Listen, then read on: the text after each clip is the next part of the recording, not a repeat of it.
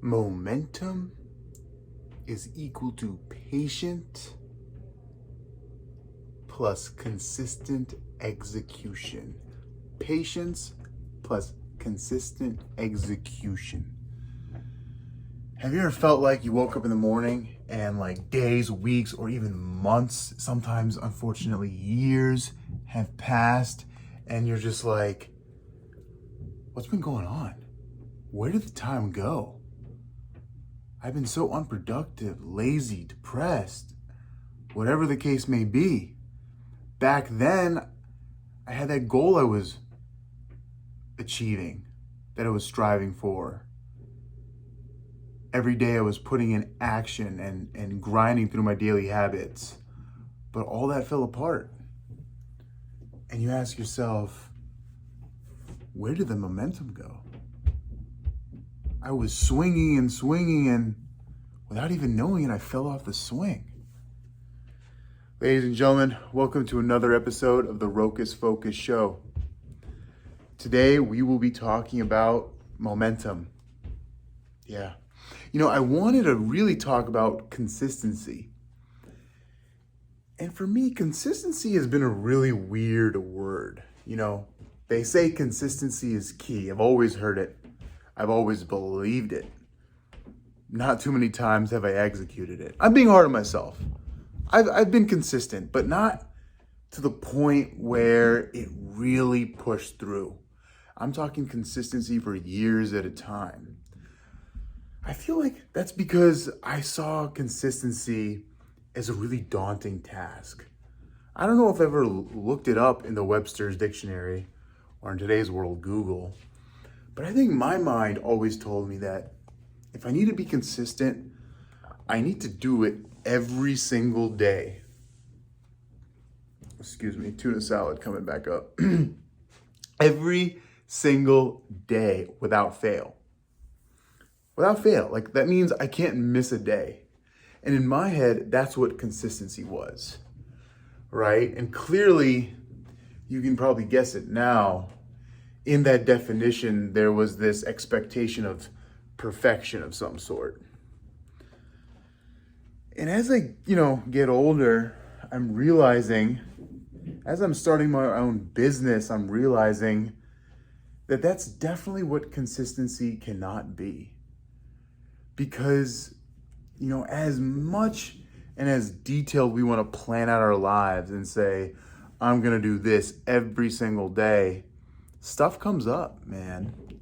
Stuff comes up and, there's only so much time in the day. And then at a certain point, you're like, I had to take care of A, B, and C, and I couldn't get priority number one done today. I know some of you are thinking, well, you just don't have your priorities in line straight enough. I'm not saying that I don't get to priority one on most days. I'm saying there are some days where you just feel like you're putting fires out from the minute you wake up to the minute you go to bed. And, putting out fires is an extreme metaphor here. And in my case, I just had Thanksgiving, right? It's the year 2020 and coronavirus is happening. And I was blessed that, we were safe, kept it under 10, that family was able to be here. And I kind of said to myself, I've been grinding the last few weeks, if not months. I barely get to see family, especially in this climate. Let me put those things aside and really focus on family. And it was worth it. I had some amazing conversations, amazing bonding time, amazing family time for pretty much 4 days straight. And, I woke up on that Monday morning, like everything was super slow. And I just felt like I kind of botched that momentum that I had had. And, it almost felt like, why start it back up? That's what your head starts telling you. What's the point, No good reasons, but sometimes your ego doesn't need a good reason to convince itself of what it's saying. In this case, just go back to bed. Just continue to chill and relax. Problem with that is there's something very unfulfilling in the long run about chilling and relaxing. I've learned that the hard way. But then I'm using this website called carrot.com for internet marketing. And, excuse me, got a text. Probably shouldn't swipe and touch the, you like that? You like that? Yeah, I'm done with that. I'm not going to edit that out because I don't edit my videos, because editing my videos would take time or take money for someone to do the video editing. And right now, I don't feel a need to do that. I just want to get these videos out there, get my words out there. And, editing won't add too much effect. Plus these silly things that I do that you see me do and say, man, that's a part of me being human. Let's drop the perfection. Can we?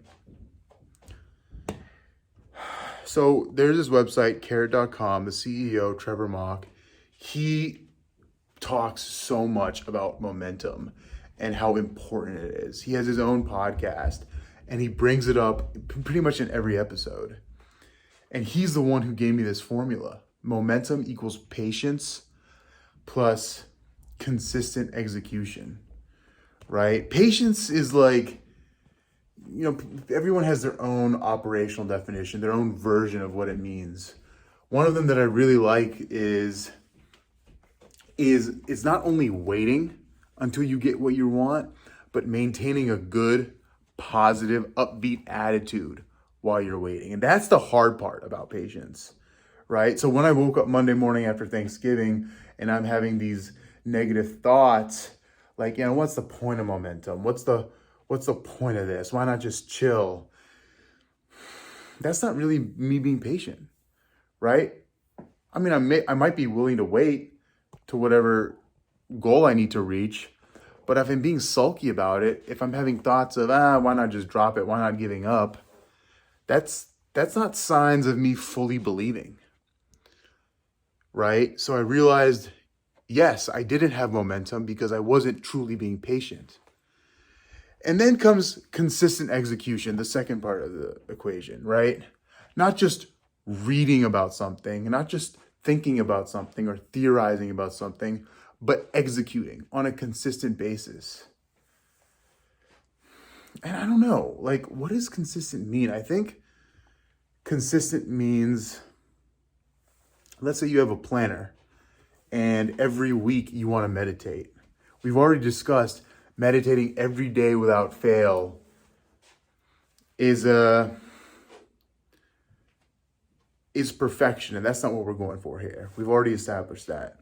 But maybe I say I want to meditate 4 times a week, and you write it down. And the point is you go for it. You try to hit 4 times that week, and sometimes you'll hit it. You'll get that 4. You're like, yeah, that's consistent execution, baby. Sometimes you'll surpass it. Maybe you'll get every day that week. But then there's other times when you're like, damn it, I only got twice this week. What happened? I really dropped the ball on this one. But the word consistency comes into play when you go back to the drawing board. You go back to your planner Sunday night and you said, and you reflect. All right, we only hit it twice this week. What didn't go right? What did go right? And what really was I doing, saying, thinking, and what were my priorities that led to this only happening 2 times a week? And then you can figure out how you're going to adjust this week. And also, it's like, okay, one thing I really like is let your disappointments drive you, okay? And why that's related to consistent execution is because then you can say, okay, this week I wasn't so regular about my meditation. It's a little bit of a failure, and I'm disappointed by that. But I'm going to take that disappointing, that feeling in my stomach that, damn, I didn't do it, and I'm going to be extra. So next Sunday I can say, damn, I did do it. I did beast it, right? So it's a constant, regular evaluation, right? And if you're constantly evaluating, as a tongue twister, you're being consistent. I think that's the key to consistency. It's, picking a regularity, sticking to it, and keeping yourself accountable that you're sticking to it by constantly reflecting. Almost like having a calendar and check marking, I did it this day, I did it this day. Okay, I didn't do it this day. And they always say, like, one of the biggest things is like, you cannot beat yourself up for the days that you missed because you missed them. You had your reasons back then, and ruminating over those reasons and that loss, it just doesn't get you nowhere.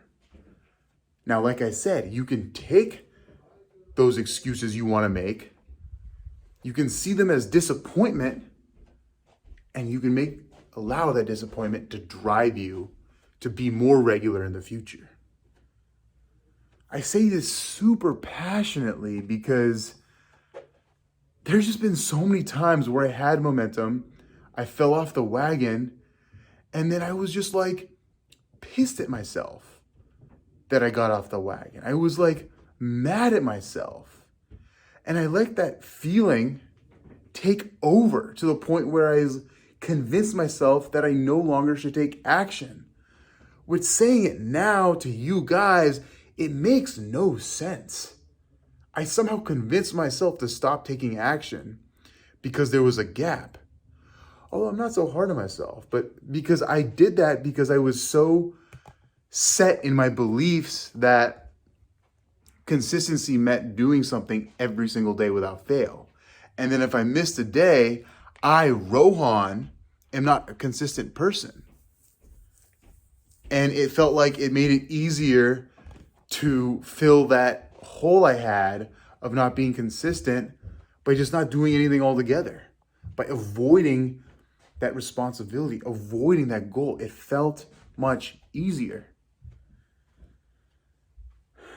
But I think when I detached myself from, Rohan is a consistent man, who cares if he's consistent or not? I don't care what my title is and what other people say about me. All I care about is I'm going to go on Sunday, go to my planner, see what I did do this week, what I didn't do, and how I'm going to update that for the next week. And I'm going to do it with patience, with a positive attitude, and then I'm going to execute to the best of my ability.